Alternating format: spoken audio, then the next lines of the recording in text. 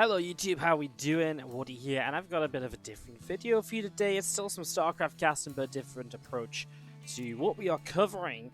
Decided to take a break from the WESG cast to do a YouTube only cast. I do have a WSG set of replays I want to do as a YouTube only cast, but I actually figured this would make a lot of sense because Nationwars just wrapped up today, and they released their replay pack, and I figured, hey, why don't I just cast some of the games? And then we'll be able to kind of go, we'll just cast some of the games and put that up as a YouTube exclusive and take a, one-day break from the WSG uploads. So that is the plan, but there's still something especially a little bit special about this as well, in that I've taken the Grand Finals, which is a best of 9. What I've decided to do is I've decided to cast the Serral games. So this is going to be called Serral versus Korea. And I'll talk a little bit more about the exact format, etc. But this video is basically going to be all the games Serral plays in the Grand Finals of Nationwars. And again, I'll talk about that exact format in a moment or two. First of all, let's intro the players. In the top left-hand side, our blue Zerg is Serral, representing Finland, of course, in Nationwars, a nation event by O Gaming, which has been taking place for a long time now. Even the voting phase opened a good few months ago. Then we've had qualifiers, which I actually cast on my channel, group stages, more group stages, I believe, even, and playoffs. It's been really a journey, and it all comes down to this series here, this grand final match between Finland and, believe it or not, Korea. And the Korean team, bottom right, starts with INnoVation, obviously playing in the red. The Korean team overall is INnoVation, Stats, and soO. So 3 really top-level Koreans, very fan-favorite Korean players as well, because they are, of course, voted in by the public. That's how the Nationwars teams get selected. The Finnish team also features, obviously, Serral, but also Yang, who is a Zerg player from Finland, who you'll see now and then, most notable for saying he would eat a shoe one time and he didn't. And also the Zero, who is probably the weakest player on the team. Again, I'm not going to show you guys the games from the Zero or Yang. I'm just going to show you guys the Serral game in this series, because casting a whole best of 9 can get kind of long. And I figured, if I want to get this video out tomorrow, I better just do the Serral ones. And I think they're the most interesting ones as well. But as we go through the series, we will do it in order, and I'll update you guys in terms of what happened elsewhere in the score, etc., etc. Very quickly before the action really does kick off, currently not even the Reaper moving across the map for INnoVation. If you do enjoy this video, do consider hitting the like button, do consider subscribing to the channel. We are very close to 8,000 subscribers, we might even be there by the time this video goes live. We're having a lot of views lately, so if you're a new viewer to the channel, hello, great to see you. I do daily YouTube uploads of StarCraft 2 broadcasts for the most part, so if you're enjoying what you're hearing right now, again, like it, comment, subscribe, you'll see more. It helps a lot, so do check that out. The last thing to explain about this tournament format in this best of 9 is that how it works. So the first 3 maps are predetermined players. So for example, they chose to send out Serral on Triton from Finland, and Korea chose to send out INnoVation on Triton as well. So they will play against each other in what's essentially a best of 1 between the two of them. And what happens is the winner keeps themselves alive for the all-kill format. So after the first 3 maps have played, which are predetermined, each team must send out each of their players once, you go into maps number 4, 5, 6, 7, 8, and if needed 9. And those rest of the maps are all-kill formats. So you send out a player, and that player stays on until they lose. Now obviously the teams are made up of 3 players, and there's a... there's obviously you got to win 5 games or so. So there is revives available as well. So you will see players being revived, etc. This is all stuff I'll explain as the series goes on to keep you in the know of what exactly happened, why they sent out this player, why, Serral's playing again, or why, this guy's coming out from Korea right now, and so on and so forth. So right now, Serral and INnoVation is literally, they just picked Serral, they picked INnoVation, and they both went out on this map. So this is the very first game, and let's finally really dive into this. Now, we've had a pretty passive opening, which is why I've been quite happy to just talk about format and all these other bits and pieces. A fusion core setting up here from INnoVation in the natural expansion, so he is setting up towards a battlecruiser opening. And if you've been watching my WSG videos, you will know this battlecruiser mech style has really taken the Terran vs Zerg world by storm once again. We have seen it used almost exclusively in TVZ, especially when people are playing mech, which absolutely also seems to be the way that people are approaching TVZ right now, rather than bio styles. So we've seen this time and time again. INnoVation's a bit slow to start the BC, it feels like. That fusion core's been done for a while.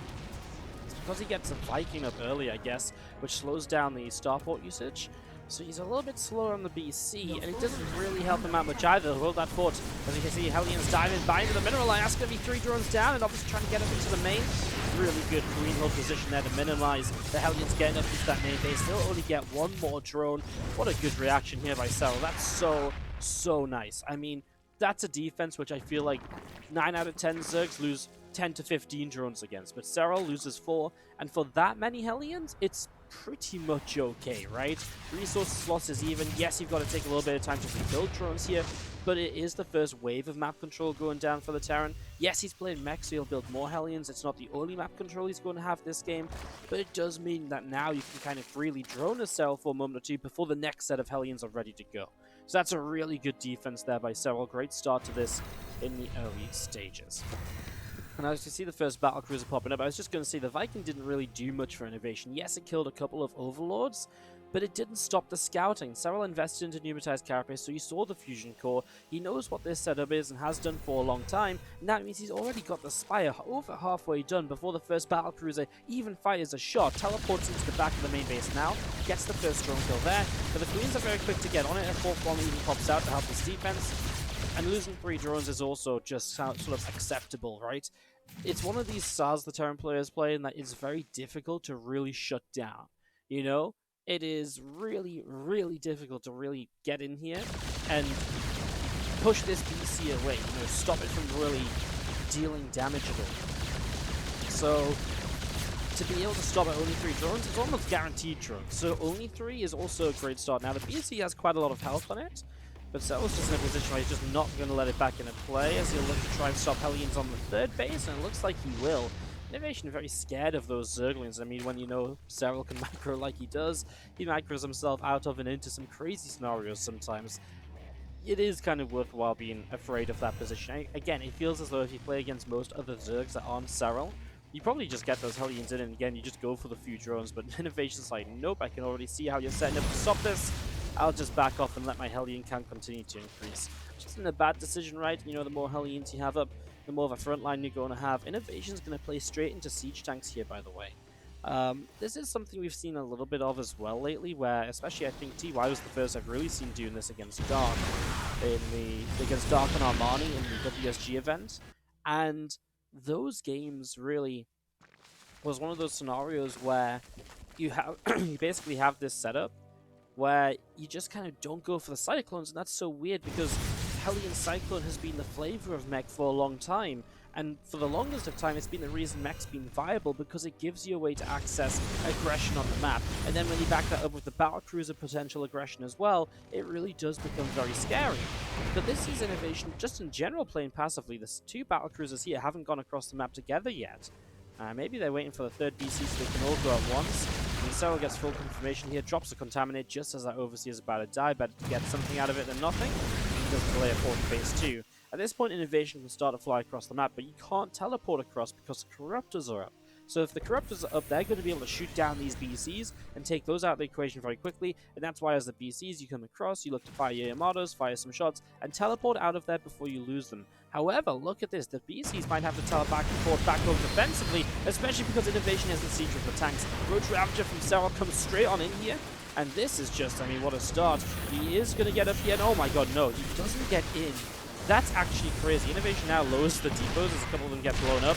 Wow, those tanks are going to go down. The BCs decide to fly back home because they want to be able to teleport away once they've come in and kind of start to get low on HP. This means that Serral's doing masses of damage already. It takes so long for the BCs to get back, and you can see they just instantly teleport away now.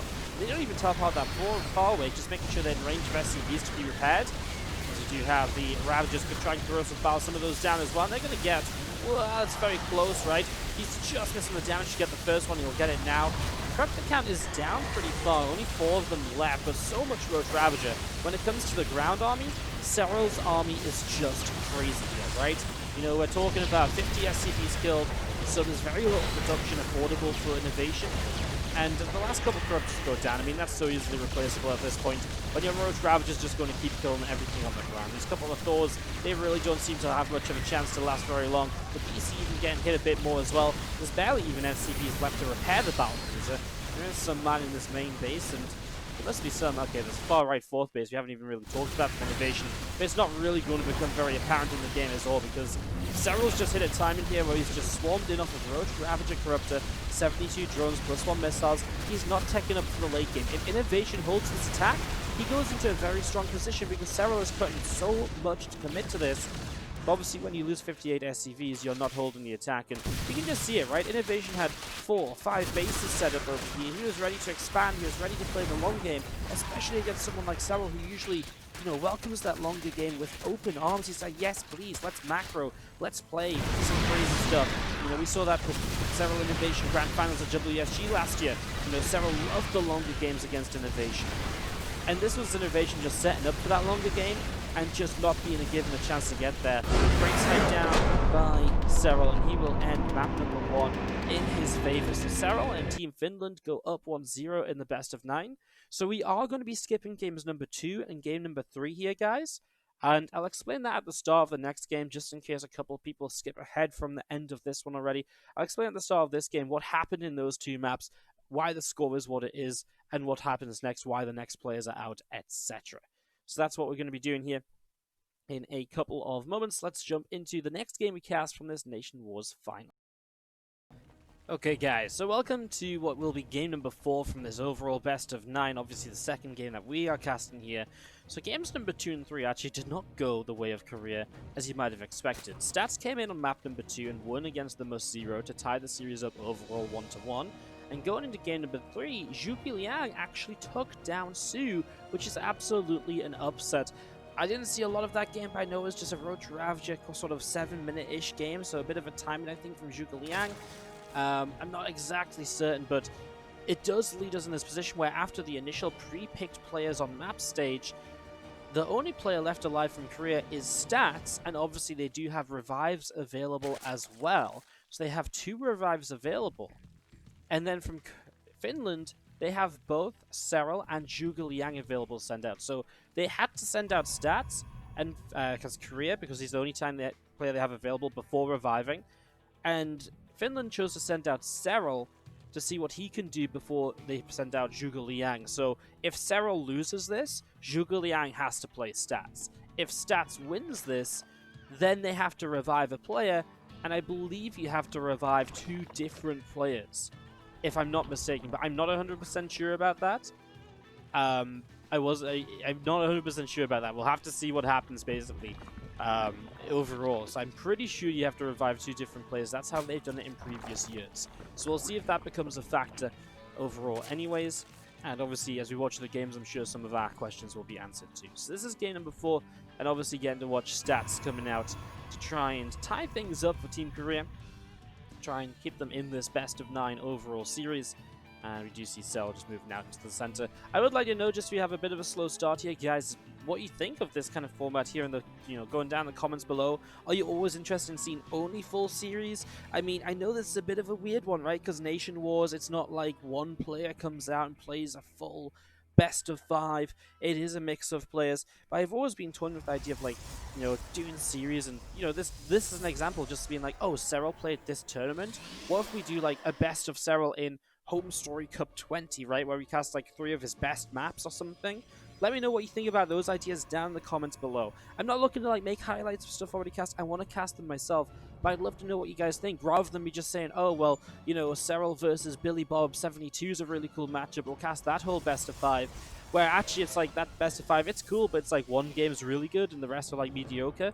But instead, if we've got a whole replay pack, we could cast like 3 really good games of Serral, right? Just as an example, which is kind of what I'm hoping this is. I hope these are good games.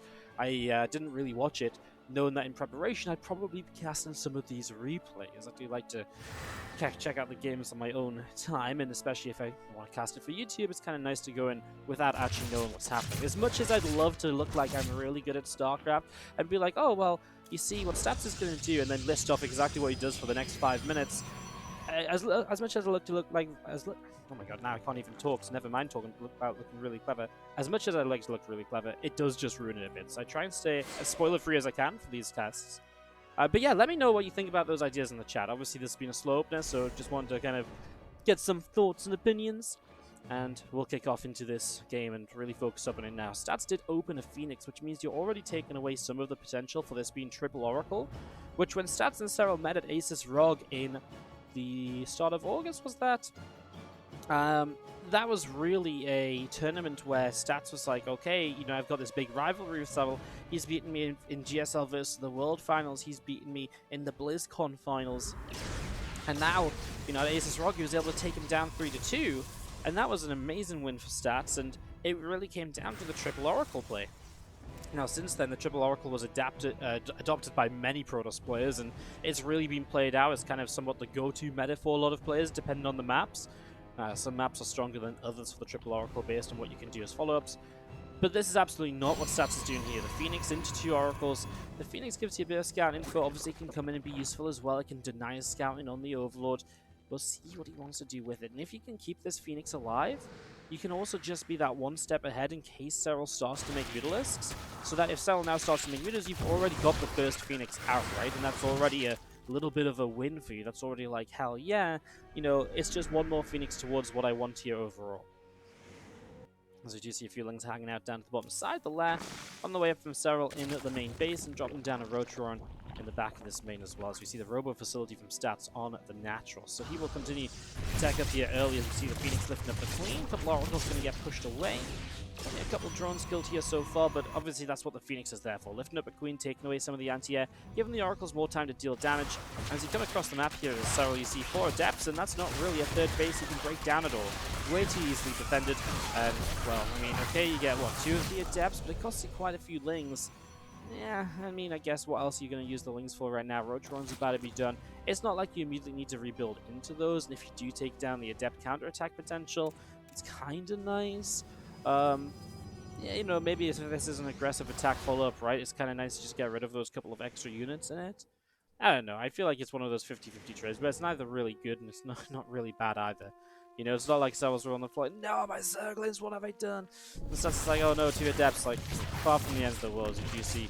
Good defense here by Serral again, good quick pull away, minimizing what Stats can do, but good Oracle control from Stats, straight in, boom, boom, boom, 3 workers, doesn't let them go and kind of start chasing down Queens like they've started bugging out doing as well with the latest patch. No, just really nice clean micro on those Oracles and just picking up those few extra workers that are going to be so important for Stats to keep on killing throughout this game, to keep him in a strong position moving onwards. You know, someone like Serral, you need to get a drone here and a drone there with your early units. You need to get value out of these because Serral is so good, he will make you feel the difference if you don't. So, really good play by Stats so far, preserving these Oracles. And now, just everything behind this as well is just typical, right? Forge and Twilight came down, +1 attack, charge upgrade starting up. The Robo facility was already down a little bit earlier than that Forge and Twilight. Just means that it's not going to be an Archon drop follow-up, which it isn't, obviously. So just able to get up in towards the Immortal production now. He's dropped a Temple Archives, and I do imagine here, what has he actually seen Stats in terms of vision? Not a lot, but you do have to accept that right now, Baneling sort of styles are very much so in the meta. We'll see how fast he goes in towards Storm here, and it might depend on how aggressive he wants to be. He is on all 6 of his gases, he is fully saturated on 3 bases. This feels like Stats wants to go to 4 bases. As this extra round of gateways finishes up, he might push across with the Warp Prism, charge and +1 finishing. In that case, he'll warp in High Templar, probably poke around with the Archons, and then pull back home when he sees he can't really do damage, and that's when he'll start continue to tech up, and you can already see he's intending to go further in this game, second Robo coming down. But what he'll really do then is add on Storm, because that's when the Banelings start to be a threat, when their centrifugal hooks finish.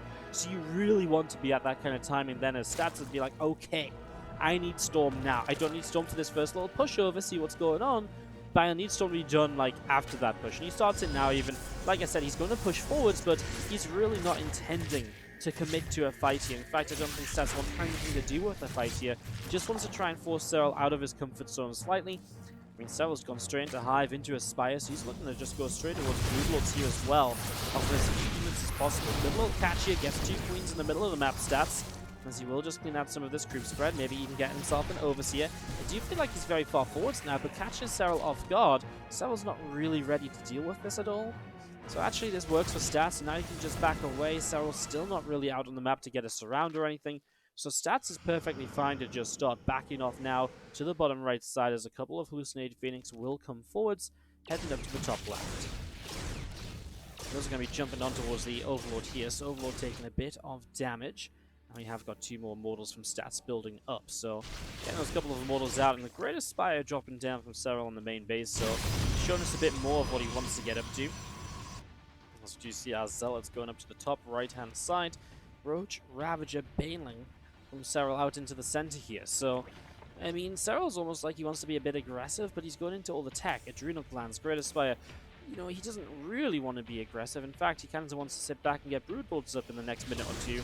If Stats doesn't attack in the next minute or two, Broodlords will be up here, and Stats will have to start going into the later stages of this game. As we have got a few Zealots killed off to the left-hand side. You can see Serral's kind of poised on 2 different fronts. He's really setting up the flank from the right, the left, and well, the top side as well, but I don't think it's going to really work. 2 cannons in this area here already just sort of shield batteried up and also just choked up, right? It's going to be difficult to get through here to anything important, especially with the Roaches on that side. Like if it's Banes, you just roll them into the mineral line, but with Roaches, they're not doing anything there. Looks like Serral will instead change direction down to the bottom left. Again, a lot of this is poking damage while he sets up to potentially move into Broodlords next. Doesn't really do much at all though, right? I mean, Stats is very quick to position. He's got Storm as well. And Serral's army is all positioned on this kind of one area here. It's going to run through where these force fields just dropped. If it runs through there, Storm, it's going to go down. But now Serral's in a bit of a weird spot if Stats pushes forwards. See what Stats does, because obviously he will be moving on the group spread here, which typically gives the Zerg an advantage. He probably has to move quite laterally here rather than going deeper, because he doesn't really want to be surrounded at all. We'll see some Banes trying to run by. They get at most, I think, Cannon. Ooh, 7 probes in the end. Just getting into that mineral line as he busted through there. That's a nice effort from Serral, because it really felt like those Balins were going to drop short of the mark and really not be a factor at all. There's a few Banes peel off over to the right side. Stats with the Zealots up the far right now, and the Queen in the center. That's going to get picked off as well, as we have +3 melee starting on up. Still no real sign of moving in towards Broodlords, right? So Serral's just staying on a very low-eco army. Not low-eco army, low-tech army is the word I'm looking for. And with the higher economy of like 84 drones, the idea is generally you trade and then you kind of rebuild, and you trade and you rebuild. But because he hasn't been traded in the earlier stages, look at this army of Stats. We're talking about like 7 Archons, many Storms, a lot of Immortals too, 7 Immortals to match that Archon number. This is too many units from Stats that are high-tech. This Roach, Ravager, Bane, Ling Force is not designed to fight this many tech units, especially not with Storms in play. Here we go, Serral's going to go from the top side. He's a little late from the left and the right, which means that Stats has a lot of time to think about where those 4 Storms are going to go. Really great Storms, hits a lot of Banes as they come in here. And as you do see, he gets a pretty good fight, Serral, overall, just because it came in from all 3 angles. But he's also got Zealots on the base over here, and there's also Archons still pushing through. And we're going to see extra Archons warped in immediately, so that Stats may be able to keep pressure. Zealots will come in from the right-hand side as well. And this is the issue for Serral. He's not immediately set up to deal with this continued attack because he doesn't have Banelings. All of the Banelings were used in the previous attack, and Stats was able to maintain some of his Immortal Archon count. There is no way Serral can fight this right now. And fortunately for Stats, for Serral, Stats does just back up. I think Stats is also a little afraid, right? 2 of his Immortals are pretty beaten up. His Archon count's not crazy. Most importantly, he doesn't have Storm. So in that immediate moment, Stats was kind of scary. But because then the Banelings came out, you don't have Storm to deal with those. You need that as Stats. So he has to go back home, build up High Templar, let those gain energy. He's also about to hit +3 attack in the Mothership. So this game only gets better from Stats here. You see those couple of Immortals. One of them goes down, the other one lifts up into the Prism. And that is going to come down into the center of the map here. Just relocating into the middle, getting ready to go as +2 fly attacks comes in on the Great Spire, +2 Carapace, +3 melee from Serral as well. He's trying a little bit of a sneaky run by there. Robo takes a couple shots of damage. He's got a good surround to pick off the first Zealot, and well, now the entire army of Serral back out to the left-hand side. Really maybe looking as though it wants to jump on this army of Stats once more. Nexus in the bottom left-hand corner. The Stats will keep on expanding. Serral is finally adding on some Corruptors, so he's going to make that movement towards Broodlords. He's also got himself a few Infestors potentially on the way. Pathogen Glands is on the way out, so that's the upgrade. That starts the Infestors with that little bit more energy, and that really is kind of the go-to for, oh look, I want to get Infestors out here, let's make that happen. So Serral setting up into Pathogen Glands, absolutely should be Infestors coming out shortly. So you have the army of Stats pushing down the ramp, Queen being chased. Oh, Daniel's going to get off here. Good. Decent storms at the start of this. Nothing too crazy. What's so annoying is that Serral has to keep sending units off to deal with these zealots as they run in while he's trying to deal with this major fight. And that gives Stats so much kind of freedom as to how he takes his fights. Cancels one of the Broodlords. In fact, do we only have one Broodlord up? This is what I was questioning about Serral from the start. Okay, there's a couple more Broodlords up here that I didn't see. But in general, he just very committed to the lower tech army. That's a storm and a half on that top side. That is brutal. He takes down so much right there. That might just end this game as it stands, actually, because Serral loses so much pushing into that one position. There's so many Archons left. A Warpaint of units will just end this, I think. A couple of Broodlords are not really much of a threat. It is a Warpaint of Stalkers. You can blink underneath those Broodlords, the only thing that's really slowing this down at all. And even then, it's only really slowing it down. Throwing some Broodlords that have to be, taken down. They absorb some damage, basically. The Serral types out GG. Stats will even out this series for Team Korea. And that means because we're in the all-kill format of the tournament now, of this matchup, Stats stays on to play in game number 5, but it does mean that he's going to play against Zhuge Liang, because Zhuge Liang was also able to win his initial series, so he's still alive. So we basically right now have Stats about to play Zhuge Liang. We're not going to cast that, we're going to jump into the next Serral matchup. Spoiler alerts, Zhuge Liang doesn't beat Stats, and so Finland are forced to revive, and they will revive Serral as their first revival. So I believe, because Stats stays on, we're going to do Serral versus Stats again. I'll double check that, and I guess we'll be in game for game 5 of this series, game 3 of what we're casting in a moment. Okay, so as I was just sort of explaining at the tail end there, it was as I thought. Zhuge Liang came out, Zhuge Liang lost to Stats, and obviously Stats has stayed on because it's all kill format right now. And now Stats stays out to play against the Reviver Finland, which is against Serral. A lot of the decision making here might be as well getting the right map for the matchup too. So the maps are predetermined in terms of order. So coming into this, you go into game number 6 basically picking your player as Finland to take down Stats. And I believe if they have to revive different players each time, this is probably their best chance to revive Serral, reviving him first. Because what they do is they give Serral a very good map against Stats. World of Sleepers, it's not as bad now because this Rich Vespian Geyser has been taken down. So this is just a normal gas now, so it makes this base in general weaker. Zergs used to love taking this base as their third. In general, it kind of is just a good Zerg map anyways though. A lot of run-by potential, it can go split map if you want to play it like that. Pretty quick to move across, so some of your aggressive attacks can hit with a really good timing window on them. And then elsewhere on the map, you're looking at, just again, lots of different pathways to get run-by set up on. And in general, pros just struggle a bit on this one, I feel, against the Zerg. And also, when you're pushing into a Zerg, the Zerg does have that just flanking in potential, right, bottom, left. If you're trying to attack into this base here, if you're trying to attack into this base here, depends where the Zerg's come from, but here, maybe, it's not hard to go through the middle and flank around, right? So, it's one of those maps where it's generally a bit less liked, but it is a bit different now that Rich Vespian Gas has been taken out of the equation. That's nice to see kind of being gone. Although I personally, this is just a personal opinion, I personally feel like now this isn't a Rich Vespian Gas, at least give it a second gas, right, this base. It doesn't really, why would you take this base when it only has one gas, and it's literally a bad position to take? Maybe if you're playing Terran, it's like, okay, well, I'm not playing a gas-heavy comp, I want a forward base to push forward from, but, this base just has no benefits anymore. Before, it was a risk factor. You take the forward base, it's a bit of a concave in the front of it, so it's harder to defend. But you know what? Yes, you get a Rich Vespian gas, so you can put less probes on a gas and get more gas from it. Then usually it's okay, well that's nice. But obviously, yeah, in this scenario, it doesn't really make sense now, right? So, Blizzard, please give the map a second gas. I don't feel like that base really would, I don't think it would break the game. I don't know. Stargate going to be the opening again from Stats, and really keen, at this level of play to look for the little differences. Is it going to be a Phoenix first again? Is he going to go into an Oracle right away?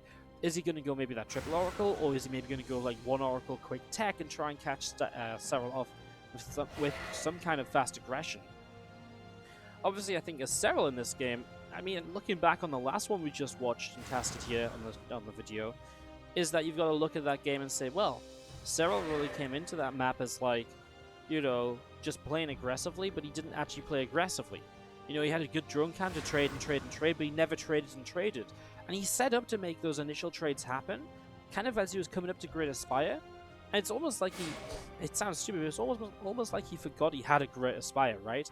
Because I feel in that scenario, you either start trading while the tech unit count is low from stats, or you go into your Great Aspire. And he positioned it and then maybe made it look like he was faking it out.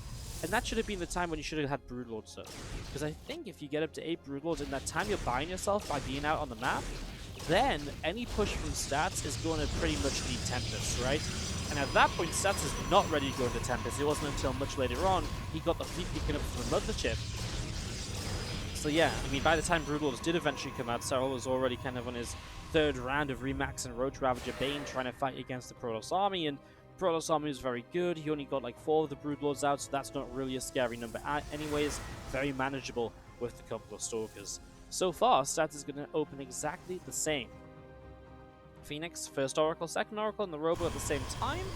With 3 Stargate units, it's very unlikely you see a Twilight with this and going in towards an Archon drop follow-up. It just comes into play way too late. You know, you're spending so much gas on the Stargate units, it just doesn't really make sense. So Serral will go for a nice fast +1 melee upgrade, so that is worth keeping your eyes on as well here, as we do have the Phoenix continue to nibble away at this Overlord, and that's going to be dropping down in a rolling 2. Or not if the Queen's defend it, which it will. Probably would have had a transfuse to save that Overlord as well if the Phoenix commits, so there's me just getting a little ahead of myself, saying things would happen that don't. 14 more Lings on the way out, 3 drones coming in as well, couple more probes. Nexus dropping down on that 3rd base, and you just see the Lings of Serral here. They're going to move back over to this left-hand side. See the Lings making their way all the way down, and there's actually quite a lot of Adepts from Stats this time. So this time he goes in with 6 Adepts. This usually combos with the Oracle play, but the Oracles are down on the bottom.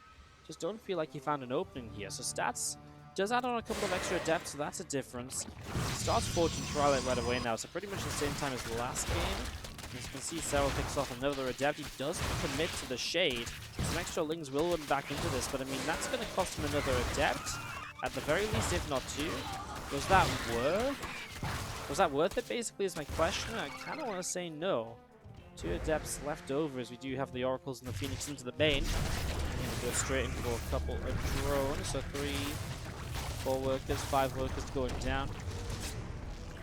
Good damage at the start of that, so 5 drones going in. I mean, again, Stats to be able to pick up a few workers here is really crucial just to try and slow Serral down wherever you can. Serral's going to go Roach Speed again, so it's really a similar style. That Roach Speed, going to play kind of Roach Ling Bane Ravager, you know, and really kind of focus on that Ling Bane based comp with those melee upgrades. It's going to be on +2 nice and early. We saw the Balins do to get some good connections and mineralize in the last one as well, so yeah, see what happens here as 2 more gates come up in this natural charge, +1 attack. All of that underway, as well as these Zerglings are going to come around the side. And you see a couple of sentries already nibbling to push the Zerglings out through into the center. So Pneumatized Carapace will start up from Serral. Going to see the Bane Nest dropping down on the 3rd base location. And the 4th hatchery now coming up as well. So getting that started as the 2 Oracles continue all the way to the left. Really, I mean, look how much energy they have on them, though. There's so much potential for damage to be done with these, if you can find the right openings, but that's the issue. You've got to be able to find those openings, and the Serral just may not let that happen. Gotta say, I feel like the Bane Nest quite late this time from Serral, right? You know, we're talking about an 80-second upgrade after this until Banelings really become viable, as he goes and gets 3, 4 drones again. Good job with the Oracle. Still energy to be used, but they'll have to regen their shields before they come back into any sort of queen range. Yeah, I mean, Bane Nest's about to finish, so we'll see again another round of Archons initially, and maybe Stats will pressure out. Bane speed on the way, so probably looking to start Storm in the near future as well, right? Again, you want Storm pretty much when Banes have speed to be able to put to work. Serral scouts into the main base. The thing is, Serral can't really be aggressive himself either until that Baneling Nest finishes up, that Baneling speed finishes up, sorry. So he's kind of, in a way, just held back, and he's actually going to go Infestation Pit pretty quickly here again. Now, he did go pretty fast into Hive and Spire last time. We'll see if he does it again. It just feels like there's a lot of similarities between games here, and I'm watching to see what that difference is going to be. You can see even Stats. Second Robo comes down at the time he takes the 4th base. This happened in that last game we just cast between the 2 of them. They're really playing a similar game, so Stats is obviously very comfortable with how he played, and that's the way he can beat Serral. And yet Serral is obviously very happy he can change whatever was at fault can beat stats, and that's what's always made Serral a very good player, by the way. He's always been extremely good at adapting the series, and you'll never see him within the same series make the same mistake twice. And I think that's really one of the reasons why Serral was so dominant last year, especially, and even still this year, because every time he lost a map, which wasn't very often, but when he did, he looked at it and he said, well, I'm not going to let that happen again. And you have to come up with a completely different way to kind of then pick up the win as his, as Serral's opponent. You can see this game, Serral's actually now Banesky is done. He's so much more aggressive. He's immediately going to find an opening here to push in. Those high tempo have to become Archons, so no Storm Energy available on those.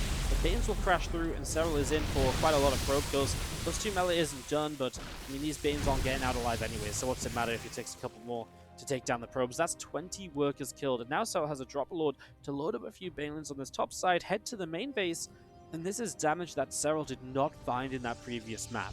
This is damage Serral really will need to try and slow stats down a little bit here and make this game look a little bit different. As we do see, Overlord is making its way up through the top side, and that Phoenix is already going to start nibbling away at that, so a couple of Banelings will drop down. Now plus 2 melee is done, you only need 1 Bane to connect for those kills, and it's 7 more probes at the same time. Send things out in the center. And that is going to be, well, units in position to defend, right? But this is the threat. You pull a few away, you morph them into Banes, and well, currently you've got an Adept and Sentries chasing after a bunch of lanes, and Serral sees the opportunity here to get a couple Sentry kills, and he'll leap on that, and that's just a micro mistake by stats. And then behind all of this, Serral 4 bases, up to 5 bases now. Now the Hive and the Spire comes in, so he does this a bit later after getting some successful aggression. This feels like it makes a lot more sense than the last game did, right? The last game we really looked at it, and Serral had that Hive and the Spire, moved to Greater Spire and didn't put it to use. This game he gets there after dealing damage, and it feels like he will once he, he's going to have a much more comfortable time going to Broodlords, because Stats doesn't have the ability to afford as much to deny those Broodlords to hit before Broodlords come. So maybe it's just a comfort thing as well, and if it is a comfort thing, well, Serral will absolutely be able to do something more with it. 9 probes go down, Bane's over here, they attack on the top side as well, make that 14, 15 probes going down.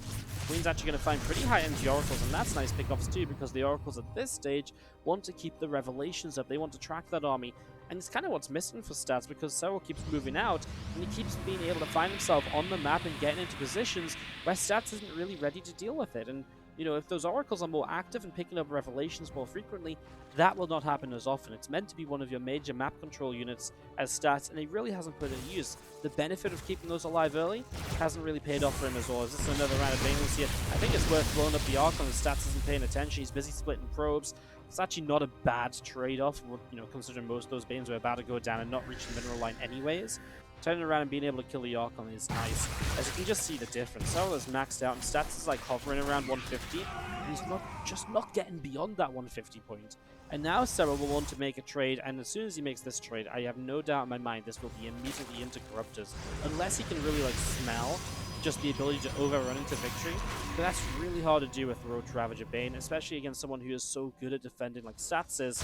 So let's see what he does here. You can see a round of Banelings into this mineral line. He's just going to commit a lot of them in. And he's going to go for quite a lot of that. I mean, that's going to be a lot of probes going down. You can see here. So he's initially going to rebuild a lot of Zerglings. He actually doesn't have a lot of money banked up, so maybe swapping straight to Corruptors isn't ideal. At the same time, he's just all over the place. Banes have wrecked that mineral line over here as well. So that's 37 probes that have been picked off. That's just Stats completely reset, and maybe that's just the damage that Serral's looking for to say, okay, I don't need Broodlords, because if you're losing that many workers, it's going to be so difficult for you to rebuild and to go again, right? How are you going to get enough up to keep on defending this? If I killed 40 workers this time, next time you're going to have even less to defend with because you're not building as much. So Serral remaxes and he'll just go again. I think this time around it's the absolute right call. Because you're actually getting damage done. You're slowing Stats down. You're making this game way more difficult for him. He's only got 1 Storm left after this one. That means a lot of Banes are going to roll through here.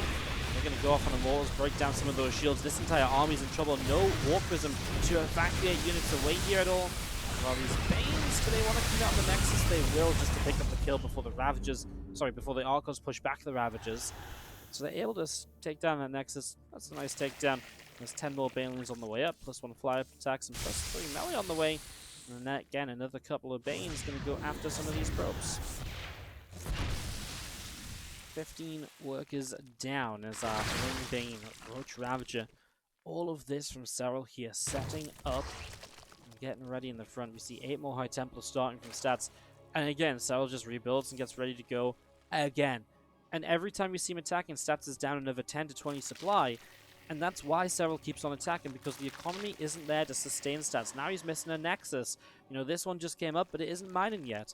And that means that time after time here, Serral just gets that little bit closer to actually breaking through this army of stats. So here you go, that's an initial storm, which isn't really... It's actually quite well placed. It does force the Zerg player back a little bit. Couple of Banes connect on the High Templar. He's still alive though, and that's important. But at the same time, he's on the third, and stats just doesn't even stick around. He'll type out GG. That means that Serral will stay on. So obviously we're casting the Serral games here. Serral's team goes up and ties this up 3-3, and Serral will stay out. And it means that Team Korea have to revive a player, so they can either revive soO, they can revive Serral, or they can revive soO, INnoVation, or they can revive Stats to play against Serral again. Honestly, you know, obviously so far Stats 1-1 against Serral. I guess we'll see who they decide to send out first. Obviously, it could be pretty map dependent. Let's have a look. Let's see who gets revived from Team Korea. Okay, guys, so INnoVation gets revived, and what a time for INnoVation Serral to happen again. So this is the second time we're casting a map between these two today. This is going to be on Simulacrum. Again, that might have something to do with it. Simulacrum can be a pretty decent mechan map. We'll take a look at the map in a moment. I just want to bring up, first of all, the winner of this map goes on to match point, obviously.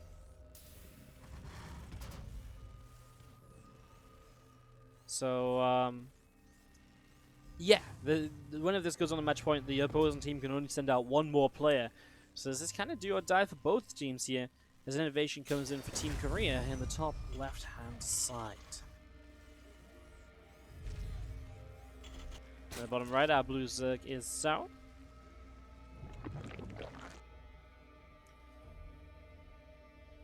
As we go into this, what is game 7 of this series? Obviously, this is what our 4th map we've casted for you guys on the YouTube. Again, just doing a little bit of a different format today, just casting the Serral maps from this Grand Finals of Nationwars 2019. I'm enjoying it, right? I mean, anytime we get to have a look at Serral against Koreans is truly just a blessing. So yeah, enjoying getting the chance to work our way through this here today. If you guys want to see more of the Nationwars replays cast as well, let me know. We could absolutely have a look through some of the other maps and stuff like that if it's something you guys are interested in. I'd be really interested. Again, always interested to hear what you guys have to say. I read pretty much every single comment that happens down on the down below. So if you ever want to get in touch, you ever want to say something, even if it's mean, I'll read it. I get really sad. Sometimes I even read it as it pops up when I'm casting live, and I'm just like, I take a moment and miss action in the game because I'm busy typing out an angry response to deleting it. Yeah, it's not a good habit. It really isn't. So yeah, here we go. This is obviously, again, game 7 of this overall best of 9 series between Finland and Korea. And we do have the Zergling speed of Serral continuing up in that main base. Couple lings going to be pressing out. So in the previous ZVT, Serral just caught INnoVation at a point where he was just weak. He was really moving in towards that more macro mech game, and he was really setting up for the macro game. And Serral just says, nope, no you don't. Boom, Roach Ravager corrupted. Not really a lot of tech in the army. Really just a play to end the game right then and there, and that's exactly what he did. LCV out to the upper left as a few Zerglings continue to move around in the middle of the map. We do see the command center coming up on the natural factory, building the main base, reactor on the barracks. So a good setup here from INnoVation as he has double gas. He will go starboard, so it's a good setup to be aggressive in this early stage of the game, to maybe be a little bit annoying. I do wonder actually what the plan is. Is he going to go for that battlecruiser mech again? Because it has just been the go-to for a lot of Terran players in the current state of TVZ. So is that what we head towards here? It's actually given us some really great games because it's really kind of created a lot of diverse kind of back and forth, like crazy kind of scrappy mech games, which I feel like we haven't really had a lot of lately. We've had more stalemating mech games. So it's been very fun to watch, especially when, I mean, you've got the top players playing it out, right? So it's been very fun to watch. I'm interested to see what happens here as INnoVation hangs out on this right-hand side. The lings from Serral moving around. Fusion core is about to complete from INnoVation, and couple more SCVs just coming up as well. As you do see the Marines going after another couple of Zerglings, so Rolling's going to get pushed out in the middle of the map. This is actually crazy, right? You just lost 2 mules as INnoVation. I actually don't feel like I've been paying enough attention. Those Lings just picked off 2 mules. I'm 99% sure of it.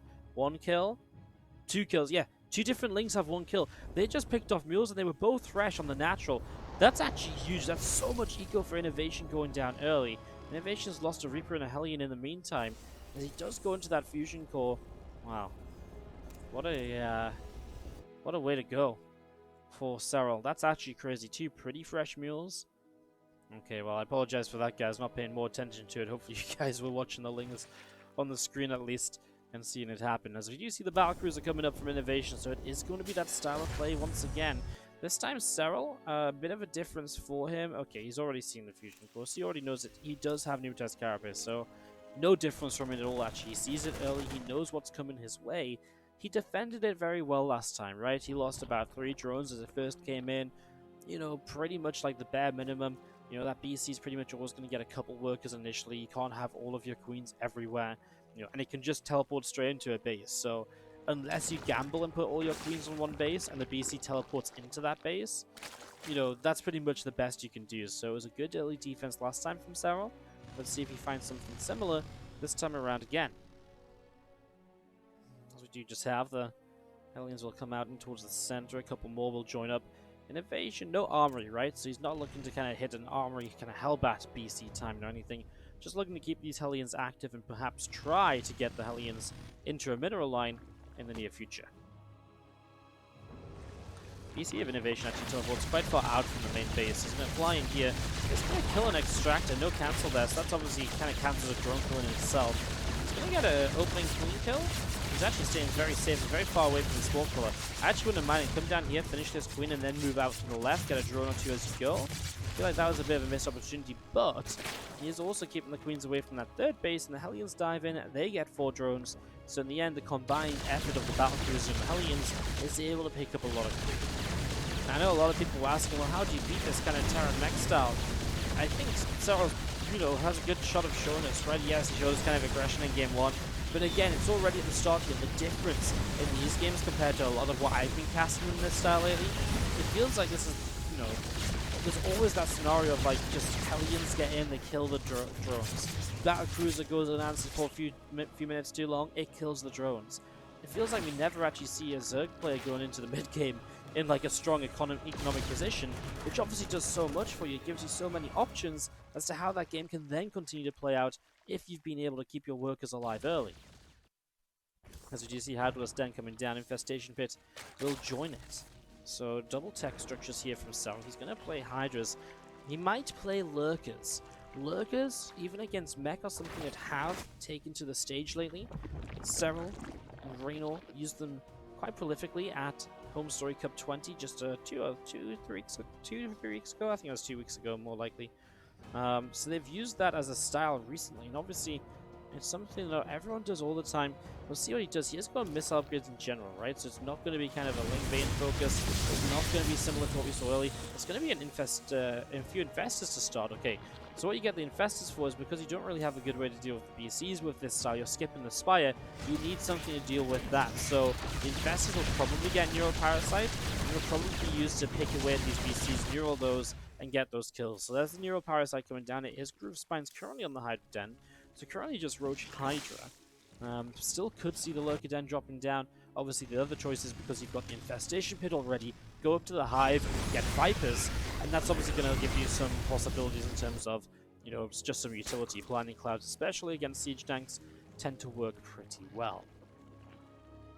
As we actually do see the couple infestors down the low ground here, the Roaches come over and the Hellions push their way through the bottom. Roof Spines coming up on that natural, and we do have our Roaches going to go back over the right again. More Hellions in the center. A couple of armories on the way up, a couple more factories. Reactor dropping down on starport. Those BCs just able to kill off the hatchery here. No cancel from Serral, so the BC is able to get some damage done. Serral, again, very different style to what we saw earlier, and that's really cool, right? So he's shown us kind of a corruptor Roach Ravager bust against this style, and now he's really shown us, I mean, this isn't just like a bust, this has to be more macro-focused in general. I mean, he's on 80 workers, etc., right? But he's got the tech to play along the game, so whatever he does absolutely has longevity here, which is what his attack in the first game did not. If that didn't end the game then and there, it was going to be over. Nice recall, I say recall, but teleport away by INnoVation. Serral showed the Infestors, but Neural wasn't done. I think that was more of a mistake than anything by Serral. He didn't want to scare the BCs away. He genuinely wanted to catch those with the Neural, and, you know, then you can use the teleport yourself and keep the BCs in the main base. And then obviously the Queens get good damage done, and then the BCs at best can only fly out of there. So that was a shame from Serral. Misplayed by showing the Infestors just a couple seconds too soon, and INnoVation realized that. He realized what the play was, so he teleports the BCs home ahead of time, keeping them alive and keeping them in play for future fights. I mean, defensively, these BCs are great when you can't just focus the BCs down on their own. If they're on top of an army, they're going to get so much damage. So absolutely the correct call. Love the play by INnoVation to stop that off.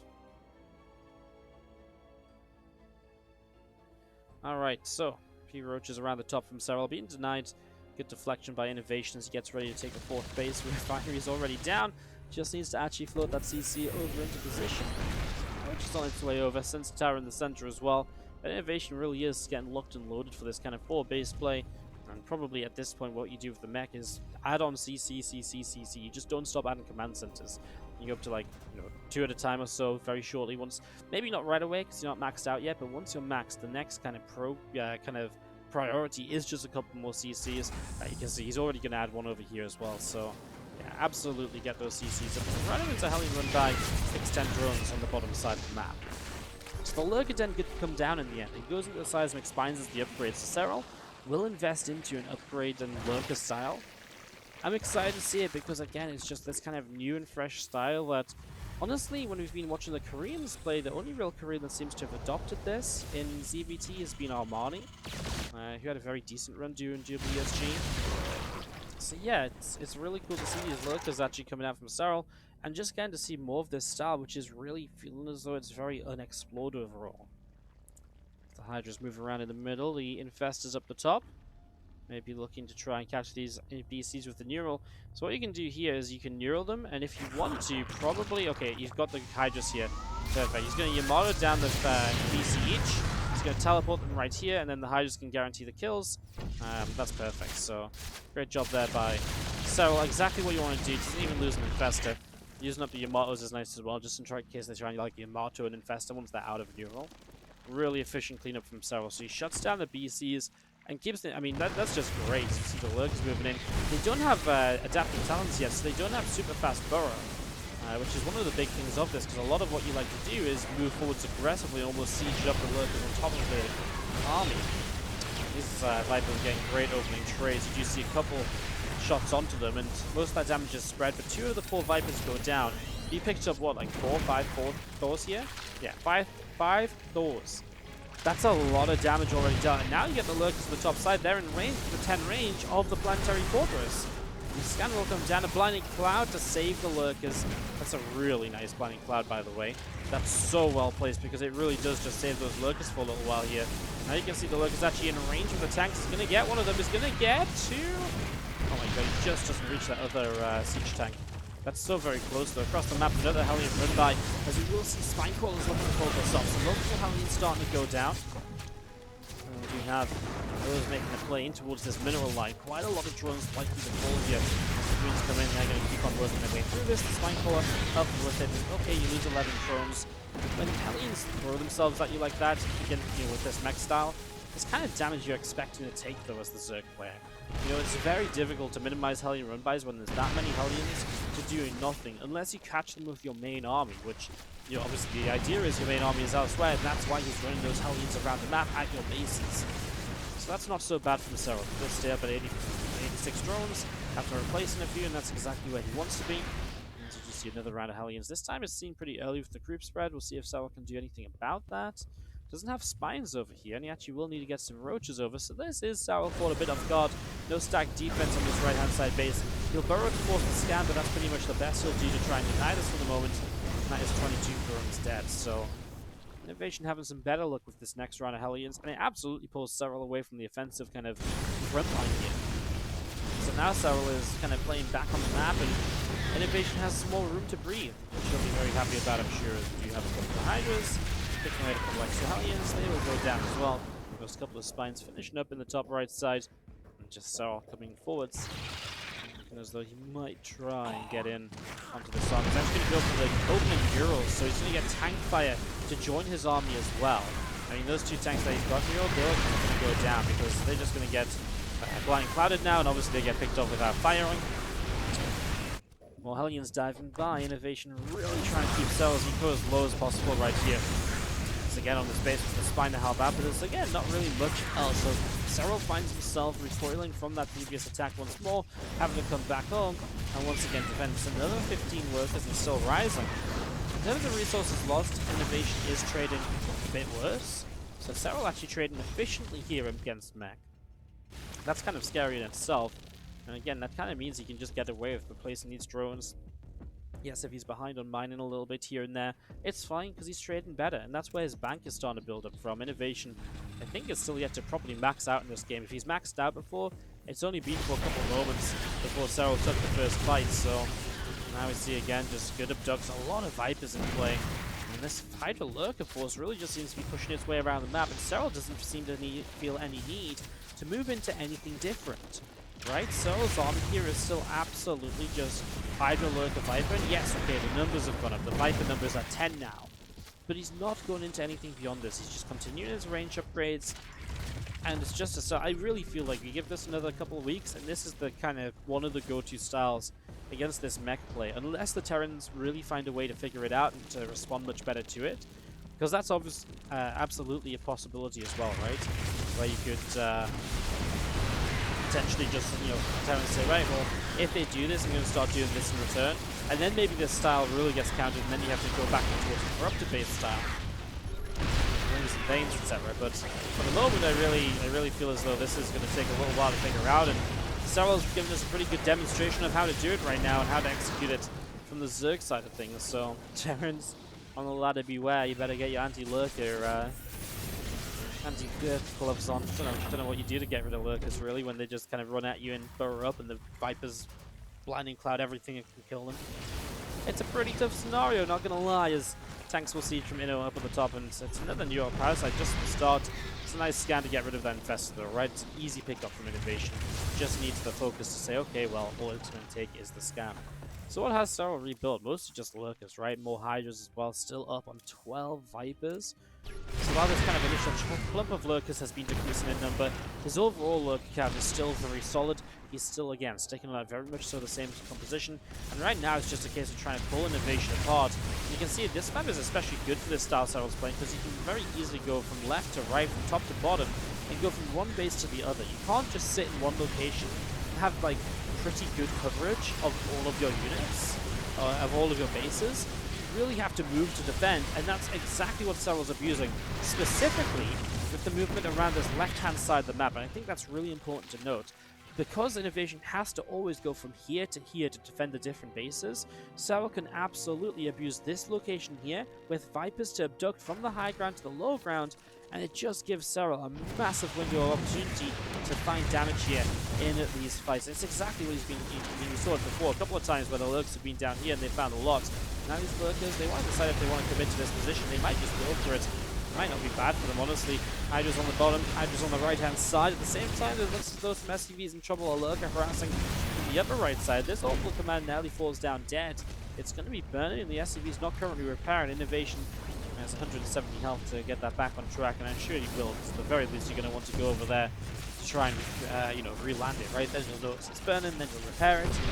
Unless he's really too busy, but the only other thing happening was that lurker, which is now dealt with. There's lurkers elsewhere. SCVs are dropping.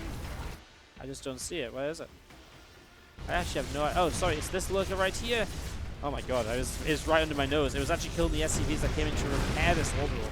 That's so cute as well. You leave one lurker behind as a Serral, and it picks up like 7 more lurkers. Absolutely worth the value of leaving that lurker behind. And again, now you just move yourself way back to the top, and guess who's out of position? Oh look, it's INnoVation. Ideally here, I think that INnoVation's starting to get the right answer, right? It's starting to go into Liberators. And Liberators do start to become the right answer, where with Liberators in range, you can sort of zone the lurkers out, you can fire them from a distance. But the biggest problem with the Liberators is probably that the Vipers are the same, are still the right answer to the Liberators. Just get the abducts off, etc. Maybe if you had the Liberators and the Thors in proper positions and you had more Liberators, then you can really shut down the Vipers if they try to abduct the Liberators. Maybe then you just force Corruptors out of Serral as a response. Maybe you just have to go into that faster. INnoVation's not being able to go into that quickly at all because Serral's kept up such great pressure this game. I mean, Serral just bleeds him dry. He's got every single base on his side of the map, and he's on 75 drones. He's got a 3.5k, 2k bank when the game ends. Serral has this game absolutely under lock and key, and INnoVation knows it, and that's why INnoVation is not too long in tapping out of this, which puts Finland up 4-3 in the series, and that does mean in the overall best 9 they only need one more map. It does mean that Serral will stay out to play against the final player of Korea, who has to win 2 in a row to be able to win it for Korea. So we'll see who Korea is going to revive when we come back after not even a break, because this is YouTube, not Twitch. My brain doesn't think about that sometimes. We'll see how that goes in literally just a couple of moments, guys. We'll be right back with that game number 8. Okay, guys, so this could be our last video of the series, depending on what happens here. The revived player is Stats, so we're going to get one more Stats game. Unfortunately, that means we won't see any soO, because if Stats wins this, he stays out to play the final map. So Stats in the bottom right is our red Protoss, and he's taking on the blue Zerg top left, Serral, from Finland, of course. Just as this could be our last game, I'd just like to take another quick moment. It's been obviously a bit of a long video. Some of these games have been a bit longer. There's been a few of them. I actually thought there might be 2 or 3. I didn't know how many Serral games there were going in. I just knew there was going to be probably at least 2, right? So I've just been taking it as it comes. It's turned into a bit of a longer video, so just want to take this moment to say thanks for watching. Stay tuned if you're still tuning in right now, and thanks for supporting the YouTube lately. Like I say, we're about to be on 8,000 subscribers, which is awesome. And if you are enjoying the content, leave a sub. It's obviously free to do. Super awesome, and just yeah, it just really helps us out. Obviously the like button helps us out a bunch, so does that comment button. Use all of them and help us out. Really appreciate if you guys do as we go into this. Let's focus up, because this could be obviously big, and we've seen 2 maps between these players before. This is in a way kind of the final map of a best of 3 between Serral and Stats throughout the course of this best of 9. And Ephemeron, what a map to do it on. One of the more macro-friendly ones, difficult to end games on, very easy to split because of these bridges. So could be locking into a bit of a longer game here. We have the hatch gas and pool opening from Serral. Really intrigued, does Stats just stay true to that Stargate opening? I think in general what Stats is doing in terms of build order here against Serral, completely fine. What he's doing makes a lot of sense. It's safe, it sets him up into macro, it doesn't look to be aggressive and rely on like a 2-base attack, because I think we know Serral is so good at scouting and figuring out those sort of things. They just don't work often enough against him to be worthwhile committing to, so you have to play macro and force kind of later game mistakes from him.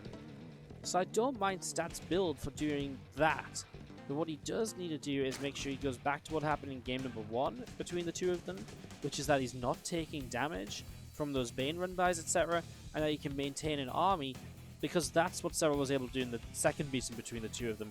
He was able to get in there, he was able to really wreak havoc in mineral lines, and that allowed him to keep building the lower tech army. He didn't even need the Brood Lords to close out that second time round.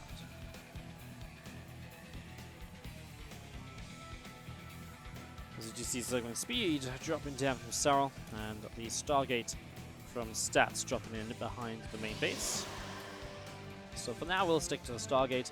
In fairness, when it comes to kind of PvZ openers, your options are limited in a way. Like, Archon drops are still kind of viable, and when it comes to like the choice between Archon drops right away and Stargate, there is a few different ways within those builds to change it up, right?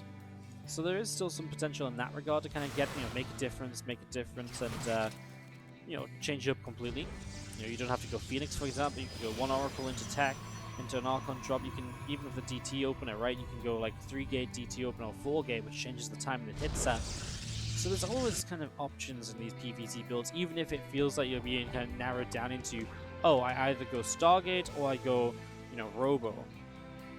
There is a few different choices still, so Yeah, for the moment, it looks very similar from stats, right? Phoenix into Oracle number 1, expecting Oracle number 2 alongside a Robo Facility, and it doesn't really seem like there's any reason for stats to change up the early stages, because actually I do like the positions he's getting himself into, as I was saying before.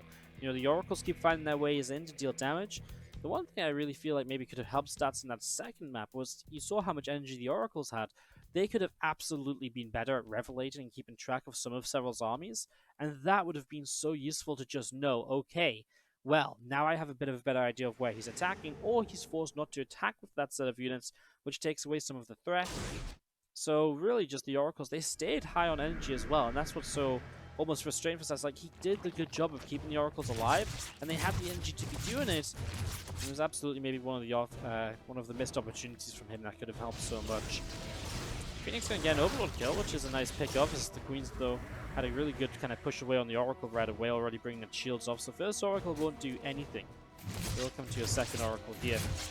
Flies back in past the Queens again, so Stats has already lost a lot of health from this Oracle, and now you have to wait for 60 shields to regenerate to realistically go into a mineral line with 2 Oracles at the same time. So already Stats is somewhat hurting when it comes to trying to get early game damage done. Well, it's been kind of a pretty consistent 3 to 4 drones from him against Serral early game with the Oracles. Is now looking as though it might be none at all. Queen's in position, Oracles turn around again, shield regeneration reset once more. One benefit is at least this Phoenix got an Overlord kill, but then again it was the Overlord across the map, so it wasn't even that unorthodox, it wasn't even that amazing.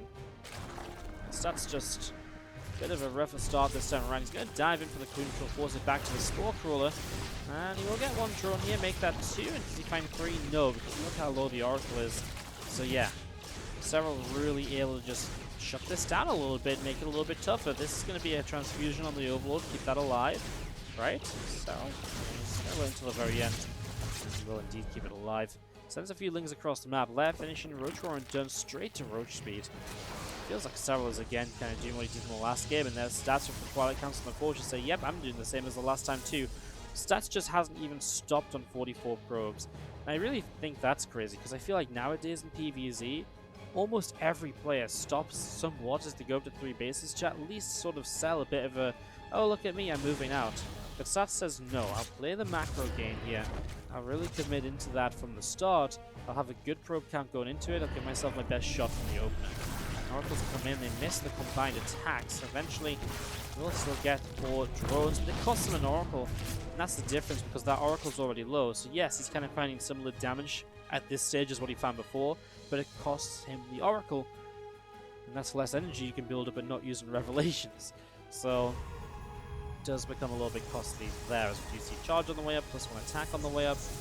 Templar Archive still building from stats here in the main base. We do have the 2 hallucinated Phoenix from stats to start going up to the top, so really looking to keep on top of the scouting. What you're really looking to check for here is you're really looking to try and find out, oh okay, you're going for, you know, a Spire or so early, look for the Hive timing. That's why you send 2 at the same time, because you don't want just one of them to get picked off by a mutant queen, you only get half the information. Although I do feel like flying in towards 3 Overlords and then backing away doesn't really do much for you, but maybe you just saw the Roaches and that's enough for him right now. Serral goes for the +1 missiles as well. I believe last game he didn't, for at least initially I think he just went into the +1 melee. I'm trying to, you know what's really tough? Actually jumping from, like, because we're talking about like the Serral stat game that we cast before the INnoVation game, so it's like a bit harder to remember the exact specifics. Jumping between matchups and all sorts, so you see these couple of Archons, they'll get some lings picked away at. And you see those lings getting pushed away all the way over to the natural, where another little bit of damage being done. Bathing Speed about to finish up, and Serral 73 drones, and it may be time for him to start getting a bit aggressive depending on what Stats does with his army, which is currently out in the center, looking as though it's going to try and do something itself. Coming down at the bottom, and an Overlord with a Baneling drop inside of it is going to come along. Some Lingel's going to say, well actually maybe I can fight this, we'll at least force a warp in, which means no warp in potential to stop the Banelings on the right hand side. So here they come straight into the natural expansion and boom, boom, boom. I want you in my room. But not if you're Baneling blowing up all my probes. 16 go down, and that is real painful. So already, Serral off a simple Baneling drop cleans out an entire mineral line, and it starts to feel like we've seen this all before. It starts to feel like we've been here before, with Serral in a position but he's able to go and put himself ahead on the economy and really make it tough for Stats. Stats getting that storm. That's a good couple force fields. Files, well, forcing nothing round of force fields. That's a lot of force. That was like 7 force fields for that round of units, and obviously it's still effective, it's still efficient. But it is kind of more than you want to spend usually, as you can see. A bit of a Link Bane Force. Most of these Archons can really jump around. There's not really many probes here to be picked off. At the same time, Link dropping a natural force of the Warp in. Now, Serral is already just on all of the fronts, just trying to get in here. Looking for the final map he needs to crown Team Finland champions of Nationwars. Let's see, melee missiles on the way up from Serral, so he continues with both of the upgrades that he was going for earlier. So keeps those up and running. There's a few extra Banelings just morphing in on that right hand side. Ling Roach Ravager down to the bottom. Stasis Ward will come up on the high ground there as the Queen's able to grab an Observer. Out to the far right, a lot of these things are going to come in, and they're going to be able to grab the surround. So that is goodbye to a few of those Zealots. So those get taken down here. Greatest Spire on its way up then from Serral. And Adrenal Glands as well. It's again, as he hits that Hive Tech, it's the same combo. Nice and quickly into the Greatest Spire, and we'll see if he feels like that option is open to him this time. Versus he's just done enough. It's tough, right? Because I feel like on this map, the defense from Stats is now good. Stats sort of sits between the bases.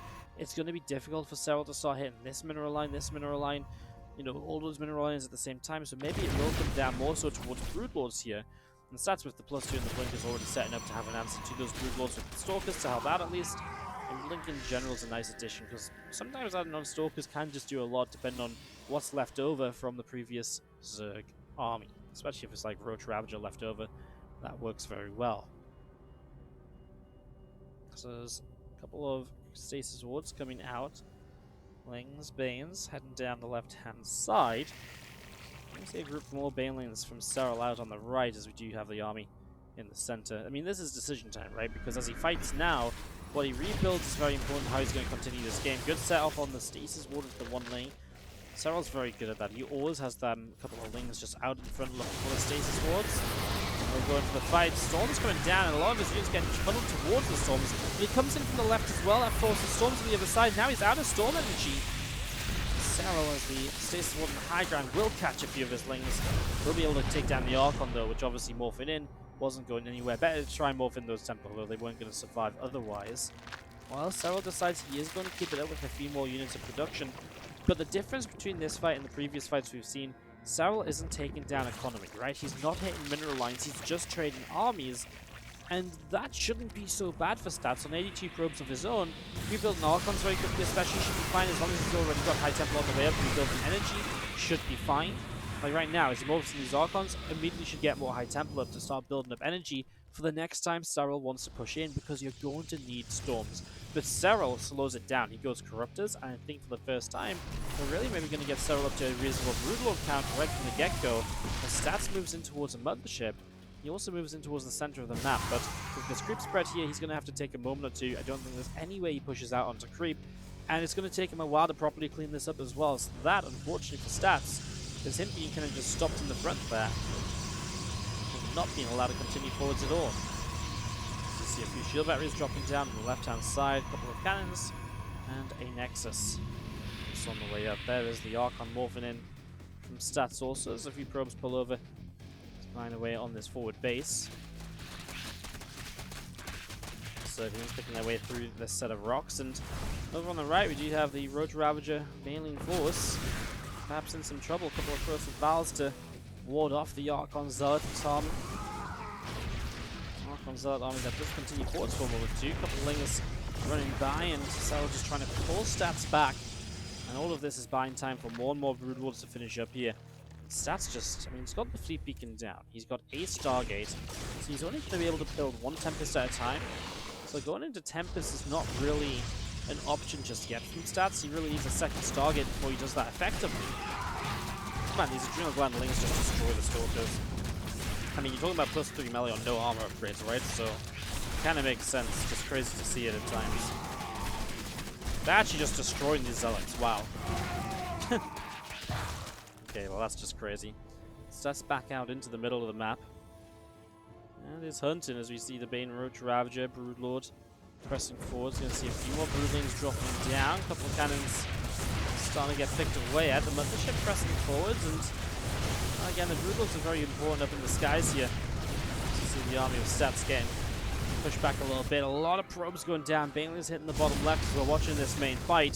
So Stats is starting to lose some of his ecos. Serral in the front. Broodlords are really doing a decent job of picking away at this Nexus at the moment. And Mothership pressing on forwards as well. There's going to be a Time Warp coming down. The Stalker's going to blink for the Broods. Transfusion's going off. Time Warp's going to cover the front here. A couple more Storms. A lot of Lings taking a bunch of damage. Stats will hold on, and he stays maxed out. I'm just not sure he's really making progress, right? Because that Broodlord count is still very scary. I mean, he's just going to blink in for them. So here we go. It absorbs a one-shot at the moment, but that means the Banelings get free reign. They go on from the Stalkers, and they're clumped up. It's still decent trades. Serral's going to push Stats back just that little bit right now as Stats dropping, trying to send some Zealots up the right-hand side. It's still just enough Broodlords from Serral to keep Stats pinned back. I think Serral knows as well he has to be careful. I love what he's doing with the Brews, moving them over this way. Means the Stalkers have to blink down away from the rest of the army if they want to give chase. Serral just made like 70 Lings. He has to morph in some Banelings with those. I don't think that's even really a choice here at this point. Stats sees the edge of the Broodlords. Broodlords will start to fire down. Maybe Serral just has to go. He's making some investments. He's making Banelings now. He's just going to jump on this with pure Zerg. We saw how good those Zerg were doing with lower numbers on the other side. Actually, he's going to clean this army up. Who cares about Archons? Just make enough Zerglings, huh? Wow, well that's actually pretty crazy as Serral holds off that army of Stats, and Stats' supply comes out in some real trouble at this stage. Down to 114 against 171. And Serral's rebuilding a couple more Broodlords again. And now it feels like Stats just isn't getting to a high enough teched army to make this work. Feels like he's really running into trouble. He has +2 flyer attack on the Greater Spire. You can see Bane, Ravager pressing through. A couple of Vials will hit the Nexus, and there's 6-eyed Templar, 4 Zealots on the way out as well. Over on the right-hand side, the War Prism going to be heading across here. The Overseer from Serral in towards the Natural. Still in the center, you have the Ravager getting picked off. Spellcrawler gonna get the Oracle. No way. Oh my god, misses the Fungal too.